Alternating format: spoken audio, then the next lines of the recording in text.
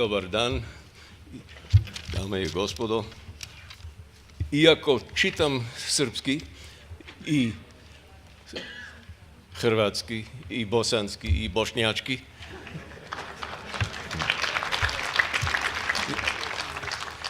nisam u stanju da držim govor na vaškom. Produžit ću na engleskom. I'll continue in English, although I read Serbian and Croatian and Bosnian and Bosniak and Montenegrin. I cannot give a talk in Serbian. When I was first invited to this talk, or to this conference, I was thinking we'll be talking about 1914 and 2014 without taking into consideration what's been happening in the Ukraine for the past few days, or months rather. As a starter, I'd like to refer to somebody in American television that you can take seriously, and that's from the comic series The Simpsons. Homer Simpson is sitting in front of the television set with his wife Marge, and they're watching the news, or a documentary. It could have been about Yugoslavia. Homer says to his wife, "Marge, that man is evil.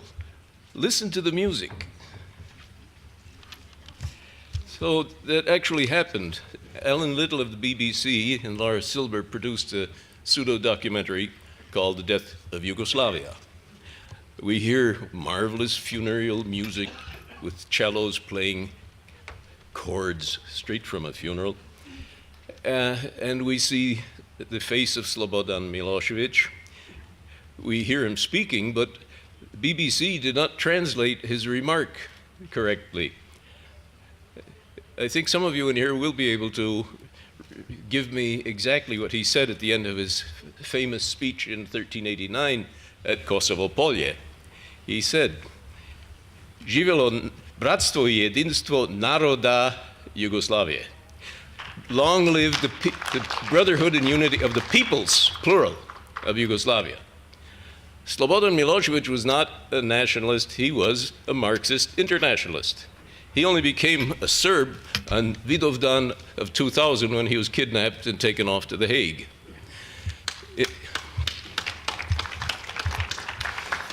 In 2006, in February, I was in The Hague with Slobodan Milosevic and Branko Rakic preparing testimony for a detail.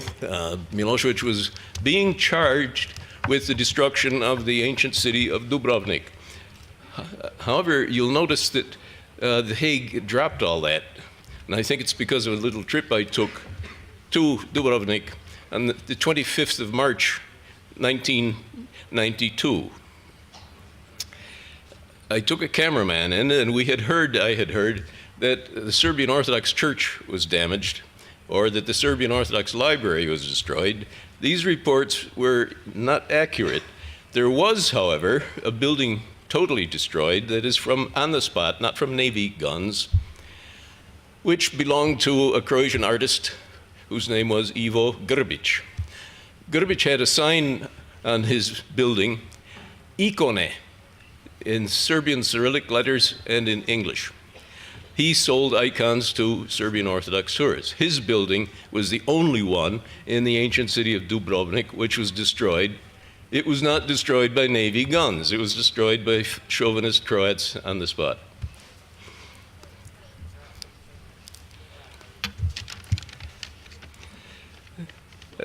My talk is something like a magazine. My predecessors in this conference have all done macro history. I'm doing micro history. So here's a little bit and here's a little bit. Then my next little bit has to do with the rebirth and rebirth and rebirth of Hitler. Just last week, Dejan Pejic of the Voice of America said that the difference between Vladimir Putin and Slobodan Milosevic is 20 years. In 1990 or 91, President George W.H. Bush, that is Bush the first, said about Saddam Hussein, and I will use his voice, "It's Hitler revisited. It's unprecedented." That's a good trick. So we have to paint somebody as Hitler so we can rev up the troops to go to war. Before 1992, I was in Yugoslavia, lecturing in Ljubljana at the university, and CNN had not yet begun or was just beginning to wage war on the Serbs. Professor Stanonik at the University of Ljubljana gave a little talk at a faculty meeting in which he said that the Third Reich was pravna država, pravna država, a civic or civil society, a state under law. That Hitler was a Democrat. Now then, we will switch here to some slides. I have a few slides. The first one shows the map. Oh, the first one shows me and Dejan Lucic in Dubrovnik on the 25th of March 1992. The day before, a freighter came in from Germany, and an air raid siren went off. All the Dubrovnik citizens hurried to their cellars because they feared a Serbian air raid. In those days, they were still saying a federal army air raid. So the people of the town, please go back to that.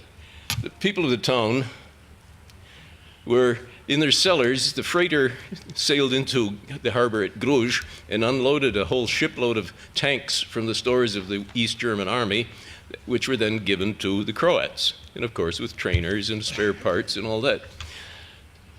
We are here on the old harbor of Dubrovnik, and you can see how damaged it is. Supposedly it was trashed. Well, if it was destroyed on the 6th of December 1991, it was totally rebuilt by the 25th of March 1992. 3 months total restoration. Let's have the next, please. This is before the big war against the Serbs began. It's from The Economist magazine, which calls itself a news magazine. It's just a public opinion, or how should I say, an opinion piece. The war against the Serbs had already begun. Here, the first phase of the war, in the first phase of the war, the word was that these evil communist Serb-dominated Yugoslavia was out to dominate the westward-leaning Croats and Slovenes and Bosnian Muslims. The Muslims standing there, and these poor people sitting under their big rear end of the Serbs was being doomed. We have to intervene. Let's have the next one. Next slide, please. Please back up one. Okay, Bortolotti did this classic cartoon years ago. Kan man Europa lernen? Can you teach people Europe? And there's Helmut Kohl and François Mitterrand trying to teach the rest of the world how to be European. One of Helmut Kohl's minor officials at that time was Dr. Angela Merkel, who went to Zagreb in 1991, and she came back and reported in the Frankfurt newspaper, Französische Frankfurter Sonntagszeitung. She said that the Serbs are still running rape camps. That's Angela Merkel. How can we take her seriously when she says that Putin lives in another world? Next slide, please. The cartoon at the bottom is remarkable for a couple of things. It's by Miška Popović, a Serbian cartoonist. And you'll notice humor in this. Usually the anti-Serb cartoons are sheer, murderous. The Serbian press, as I read it in 1990 for a semester, was full of humor. We see here caricatured on the left a Croat peasant, and we see on the right a Muslim with his Hitler mustache. Is that unfair? No, take a look at the photograph at the top. I mean, that's you could not ask for a more exact corroboration of Popovic's depiction. And there's the Serb in the middle, and notice where the state borders are. So when Putin said that one of the greatest catastrophes in history was the dissolution of the Soviet Union, he had this in mind. When the Soviet Union, before the Soviet Union collapsed, nationalities are found all over the Union, including the Russians. They were in all of the various republics. After that collapse of the Soviet Union, Russians found themselves in all sorts of unfriendly places. Same thing with the collapse of Yugoslavia. The Serbs found themselves in Bosnia, in Croatia, in Slovenia. There, they all got kicked out. They lost their pensions, they lost their jobs, their apartments. And let's see, yes, wearing the fez. Do keep in mind the origin of the fez. There's a city in North Africa called Fez. And when the white Islamic headscarf or cap, it was drenched in blood there, celebrating the murder of the infidels. That's why fezzes are red. Let's have the next slide, please. Here is a cartoon by Franco Juri, half Italian and half Slovenian. This was from the end of May of 1990. The Croatian parliament had been declared, and the bishop in this picture is who? Franjo Tudjman. All his life, Tudjman, from the end of World War II, had been a true blue or red communist. He served as a general in Tito's army, but as soon as he saw the country breaking up, he saw his chance. He wraps himself in the garb of Catholicism. He slanders the Jews and the Serbs. He said that let's see, let me get to the iconography. The shadow, you notice, is checkerboard. That is the equivalent in Croatian culture to the swastika in Hitler Germany. And the shift from communism to Catholicism is evident. Who is the acolyte, the little altar boy sprinkling the holy water? That's Stipe Mesic. Now, whereas the propaganda has left a lot of people with the knowledge that there was a guy called Slobodan Milosevic, very few people know about Franjo Tudjman today. If they're born after, let's say, if they're under the age of 35, most people have no idea who these characters are. And what about Stipe Mesic, super nationalist? He wasn't always a super nationalist. He had been a careerist in communist Yugoslavia, at which time he actually used the surname Tavarish when he did his politics. He was married to a Serb woman, and he became a super nationalist and wrote a book called How I Destroyed Yugoslavia. He was then forced by Genscher to change it to How We Destroyed Yugoslavia. Franco Juri is the cartoonist here. Delo is the Slovenian paper. It means labor. And now let's go to the next slide. This is a letter I wrote to the Tribune, much edited. It was much harder than that. 1993, the Chicago Tribune published this cartoon slandering the Serbs and the Russians. So I wrote and protested that almost all of the crimes, the rape camps, et cetera, were all fake stories, and someday they would have to eat their words. That day has not yet come. The only reason this cartoon, or my letter, was published is that the publisher of the Chicago Tribune was just a few weeks from his retirement. If he had had to worry about his job, the cartoon never would have been published. The control of the press in America is total. Next. Cartoon by Pismestrovich. He works in Austria, and you can see he's not enamored of any of the leaders in Yugoslavia. And again, if you're under 35, you will recognize only one face here. Tudjman is pointing to Kosovo, problem for the Serbs. Sloba is pointing to Krajina, problem for the Croats. And both problems have been solved, haven't they, by the New World Order? Who's the little fellow in the middle? That's Milan Kucan, head of Slovenia. He's now a multi-millionaire. He and the whole Slovenian government made millions and millions in arms trades. I saw passports in northern Bosnia in 1994 of mujahideen who had become martyrs. And most of those passports show that they were stamped in Vienna and in Graz and in Slovenia and in Hungary. Kuchan himself, his family was expelled from their home by the Germans in World War II. They fled to Serbia where they were sheltered, and when he grew up, he went on to bigger and better things. He became a Slovenian nationalist.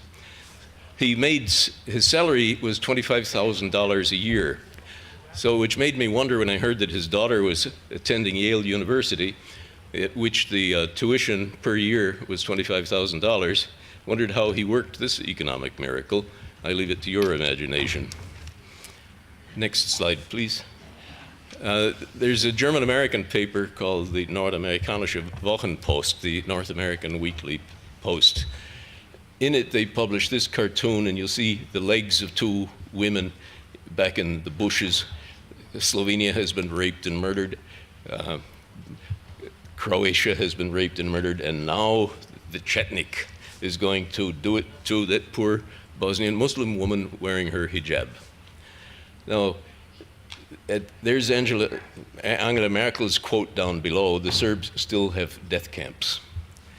So, hello, Merkel, this is totally trivial, but Merkel has enemies, and they call her Ferkel, which means Miss Piggy. Let's have the next, please. This from the Croatian-American newspaper Zajedničar, that is belonging to the Zajednica, the union, the Croatian Union. We have a picture which supposedly is Dubrovnik before the destruction by the Serbs and after. I showed this to a Hollywood personality once upon a time, a former actress, and she says, well, I studied architecture. They're two different cities. They're not the same. Look at the roof lines. The lower city is, of course, Vukovar, and the upper city is Dubrovnik. And notice the car in the middle of the street. There are no cars in the middle of the street, the main street in Dubrovnik, only service vehicles. So the line at the bottom, Dubrovnik survivors for the worst is yet to come. But first pages were full of this stuff for years. Is there another slide? Now we're back to the beginning. So let me make a couple more remarks.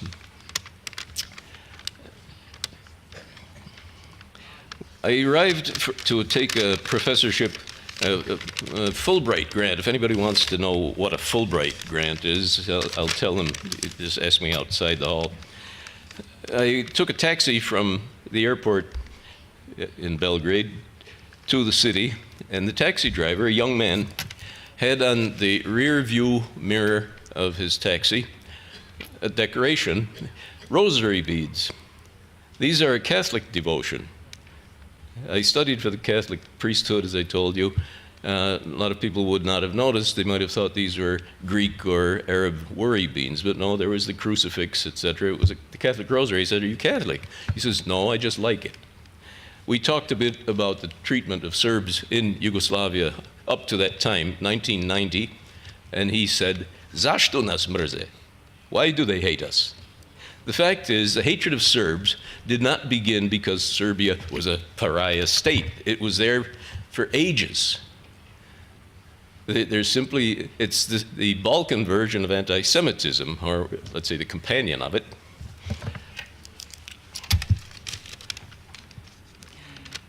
I returned to the United States in July of 1990 from Yugoslavia. It was still called Yugoslavia. And I met a student, this is my last remark, I met a student of mine who was from the city of Subotica on the Hungarian border. She was half Croatian and half Hungarian. She had just received her master's degree in Chicago, and her plan had been to go home to Yugoslavia to teach English. When I saw her, however, the face was long. She says, Teresa, what's happened? She said, this was 1990, before CNN declared war. She said, my mother and father were on vacation in Dalmatia, and they called me, they telephoned me and said, don't come home, there will be war. Again, this is from people who are Hungarians and Croats. She said she can't go back.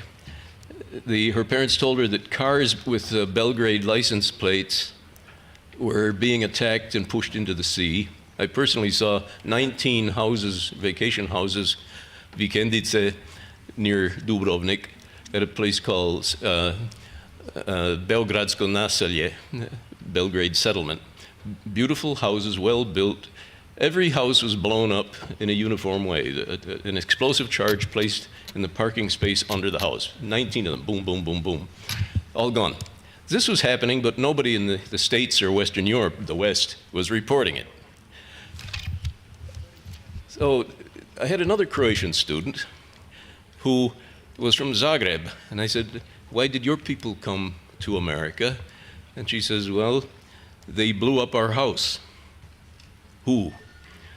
The chauvinists.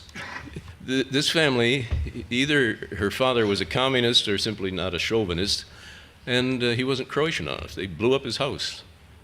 So that's the end of my talk. I thank you kindly. Hvala na pažnju. Na pažnji.